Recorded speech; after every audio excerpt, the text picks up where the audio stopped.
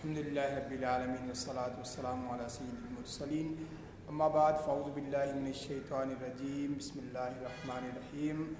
तमाम सिंधी आशिकान रसूल के एकता ॾियारो सिंधी कल्चरल डे अजरक जो ॾींहुं सकाफ़ती ॾींहुं जेको अवां इनखे नालो ॾियो अवांखे मुबारक हुजे।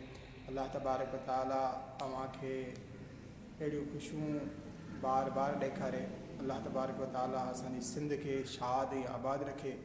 असांजी सिंध ता क़यामत आबाद हुजे, असांजा सिंधी आबाद हुजनि। सॼी दुनिया जा सिंधी जेके आहिनि उन्हनि जे लाइ बि मां दुआ घुरूं आहियां अल्लाह तबारक व तआला उन्हनि खे बि सिंध जी तरक़ी में हिसो वठण जी तौफ़ीक़ अता फ़रमाए।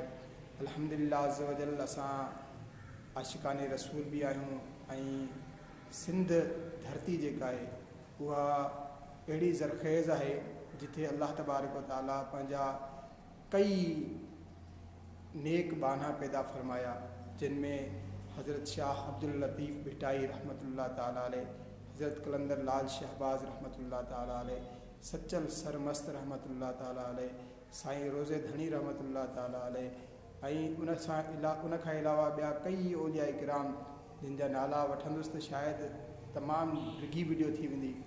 अल्हम्दुलिल्लाह अज़्ज़ व जल मुंहिंजा शेख तरीक़त अमीर अहले सुन्नत बानी दावत इस्लामी हज़रत अल्लामा मौलाना अबू बिलाल मोहम्मद इलियास अख़्तार क़ादरी रज़वी ज़ियाइद अहमद बरकातुल्लाह अलैह अल्हम्दुलिल्लाह उन्हनि जो ताल्लुक़ बि सिंध सां आहे ऐं सिंधी हुअण ते अल्हम्दुलिल्लाह मां फ़ख़्रु महसूसु कयां थो।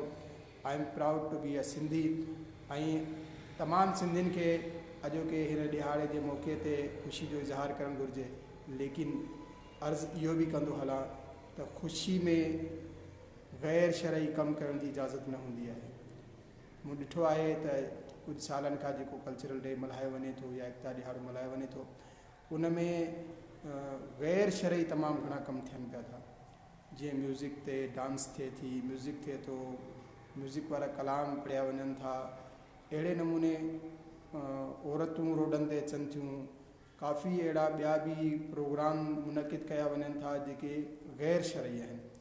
त मोहतरम प्यारा इस्लामी भाइरो ख़ुसूसन छो जो मां मुस्लमाननि सां मुखातिबु आहियां त बिल्कुलु मल्हायो, कल्चरल डे मल्हायो, सिंधी ॾिहाड़ो मल्हायो। अल्लाह तबारक व तआला अवां जी ख़ुशियुनि में अञा इज़ाफ़ो फ़रमाए।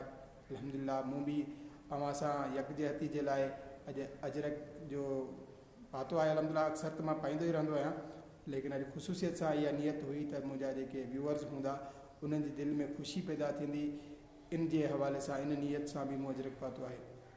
त ॻाल्हि पियो कयां त असांखे जेको बि ॾिहाड़ो मल्हाइणो आहे, चाहे उहो असांजो सिंधी सकाफ़ती ॾिहाड़े जे हवाले सां हुजे या का बि ख़ुशी हुजे, चाहे ईद हुजे, बारात हुजे, शादी हुजे या को इवेंट हुजे, असांखे सभु इवेंट जेके आहिनि उहे अल्लाह ऐं अल्लाह जे रसूल जे ॿुधायल हुकमनि जे मुताबिक़ गुज़ारणा आहिनि।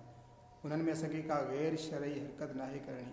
ईअं न थिए त जिन ख़ुशियुनि जेकी ख़ुशियूं असां मल्हायूं पिया था अल्लाह तबारक व तआला नाराज़ थी वियो, उनजा हबीब अलैहिस्सलातु वस्सलाम नाराज़ थी विया त इहा ख़ुशी गमी में न बदिलजी वञे। अल्लाह तबारक व तआला असांजी सिंध खे शाद ऐं आबाद रखे। तमामु सिंधियुनि खे मां वरी मुबारक पेश कयां थो। अर्ज़ु नेकी जी दावत करण बि हुयो। नेकी जी दावत इहा अव्हांखे अर्ज़ु कंदुसि त हिन ॾिहाड़े ते नमाज़ खां गफ़लत न कजो ऐं इन जी बरकत सां सॼी उमिरि नमाज़ पढ़ण जी कोशिशि कयो। असांखे पंहिंजूं मस्जिदूं बि आबाद रखणियूं आहिनि, अल्लाह जा घर आहिनि उन्हनि खे बि आबाद रखिणो आहे, क़ुरान पाक सां बि लगाव रखिणो आहे ऐं अल्लाह ऐं अल्लाह जे रसूल जे ॿुधायल हुकमनि ते हलणो आहे। प्यारे आका मदीने वारे मुस्तफ़ा सल्लल्लाहु ताला अलैहि वसल्लम जी सुन्नतुनि ते अमल करिणो आहे। ज़िंदगी बेहद मुख़्तसर आहे, असां लम्हा ब लम्हा मौत जे वेझो थींदा पिया वञूं। अनक़रीब असांखे बि अंधेरी क़बर में लाथो वेंदो। नजात ॿिन्ही जहाननि जे पालनहार ख़ुदा अहकामुल हाकिमीन जल्ल जलालुहु जी इताअत ऐं प्यारे आका सल्लल्लाहु ताला अलैहि वसल्लम जी सुन्नतुनि जी पैरवी में आहे। अचो अॼु इन ख़ुशी जे भलारे ॾींहं ते असां नियत करियूं था त इंशा अल्लाह अज़्ज़ व जल असां को बि ग़ैर शरई कमु न कंदासीं ऐं इंशा अल्लाह तबारक ताला जो शुक्र अदा कंदे शुक्राने जा बि नफ़िल पढ़ंदासीं। अल्लाह तबारक ताला जी बारगाह में दुआ घुरंदासीं त या अल्लाह ए अल्लाह पाक असांजी सिंध खे शाद ऐं आबाद रखजांइ ता क़यामत ही सरसब्ज़ ही रहे। या अल्लाह हिन ते मेरे दुश्मन जी का मेरी नज़र न पवे मौला।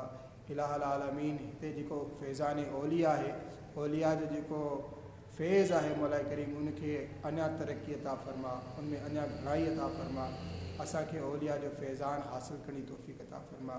प्यारे आका मदीने वारे मुस्तफ़ा सल्लल्लाहु ताला अलैहि वसल्लम जे सदक़े में असांजी सिंध के शाद आबाद ता क़यामत आबाद रखिजा। साईं मां सदाई करी मथे सिंध सुकार, दोस्त मिठा दिलदार आलम सब आबाद करी। सल्लल्लाहु ताला अला मुहम्मद सल्लल्लाहु ताला अलैहि वसल्लम बिहक़्क़ि ला इलाहा इल्लल्लाह मुहम्मद रसूलुल्लाह सल्लल्लाहु ताला अलैहि वसल्लम।